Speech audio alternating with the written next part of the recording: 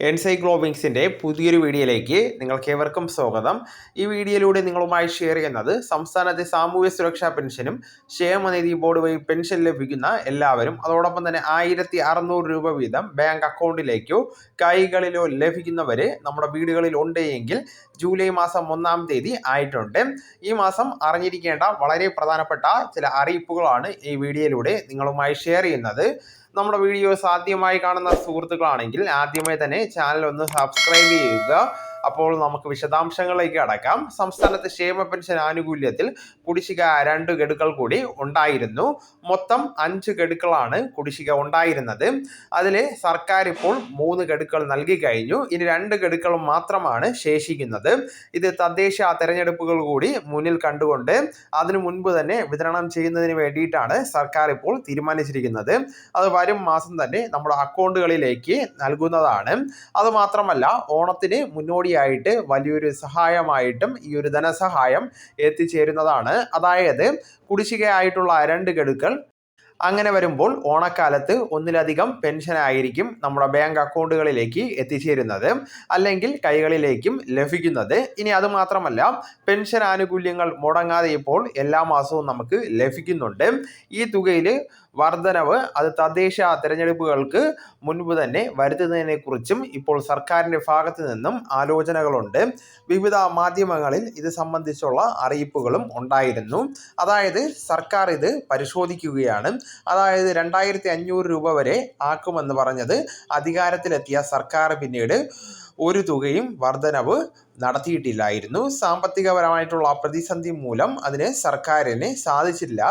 അത് തന്നെയാണ് കഴിഞ്ഞ പ്രാവശ്യമൊക്കെ തന്നെ നടന്ന ഇലക്ഷനുകളെയും ബാധിച്ചിട്ടുണ്ട്.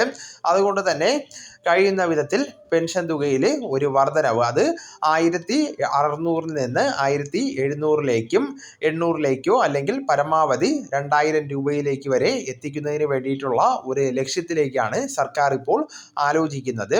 എന്നാൽ അതിന് അനുകൂലമായ സാഹചര്യങ്ങൾ നമ്മുടെ സംസ്ഥാനത്ത് ഉണ്ടാവണം.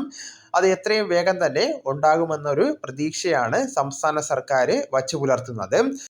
ഇനി അതുമാത്രമല്ല, ഈ പെൻഷൻ ആനുകൂല്യങ്ങളെല്ലാം തന്നെ മുടങ്ങാതെ നമുക്ക് ലഭിക്കണമെങ്കിൽ കുടിശ്ശിക ആയിക്കോട്ടെ, അല്ലെങ്കിൽ തനത് മാസത്തിൽ ലഭിക്കുന്ന വിതരണമായിക്കോട്ടെ, ഇതെല്ലാം ലഭിക്കണമെങ്കിൽ ബയോമെട്രിക് മസ്റ്ററിങ് നിർബന്ധമാണ്. അതിപ്പോൾ നടന്നുകൊണ്ടിരിക്കുകയാണ്. വാർഷിക മസ്റ്ററിങ് ആണ് ഇപ്പോൾ നടക്കുന്നത്. അതുകൊണ്ട് തന്നെ എല്ലാ പെൻഷൻ ഗുണഭോക്താക്കളും ഇത് ചെയ്യുന്നതിന് വേണ്ടി ശ്രമിക്കേണ്ടതാണ്. അക്ഷയ കേന്ദ്രങ്ങളിൽ ആധാർ കാർഡുമായിട്ട് എത്തി വേണം ഇത് പൂർത്തീകരിക്കുന്നത്. അതോടൊപ്പം തന്നെ കിടപ്പ് രോഗികളെ സംബന്ധിച്ച് അവരുടെ വിവരങ്ങൾ നമ്മുടെ പഞ്ചായത്തിൽ അതോടൊപ്പം തന്നെ അല്ലെങ്കിൽ വാർഡ് മെമ്പറുടെ പക്കലോ അതുമല്ലെങ്കിൽ അക്ഷയ സെൻറ്ററിലോ അറിയിക്കേണ്ടതാണ്. കാരണം കിടപ്പ് രോഗികളുടെ മസ്റ്ററിങ് വീട്ടിൽ വന്ന് അക്ഷയ സെൻറ്ററിലെ ജീവനക്കാർ പൂർത്തീകരിക്കുന്നതാണ്. അങ്ങനെ അവർക്കും പെൻഷൻ മുടങ്ങാതെ ലഭിക്കുന്നതിനുള്ള എല്ലാ ക്രമീകരണങ്ങളും സർക്കാർ ഉറപ്പുവരുത്തുന്നുണ്ട്. അതുകൊണ്ട് തന്നെ ഈ വിവരങ്ങൾ നമ്മുടെ ഭാഗത്ത് നിന്നും ചെയ്യുവാനായിട്ട് എല്ലാവരും ശ്രദ്ധിക്കേണ്ടതാണ്. ഇപ്പോൾ ജൂലൈ മാസമായി. ഓഗസ്റ്റ് മാസം 24-ാം തീയതി വരെയാണ് വാർഷിക മസ്റ്ററിങ്ങിൻ്റെ തീയതി അനുവദിച്ചിരിക്കുന്നത്.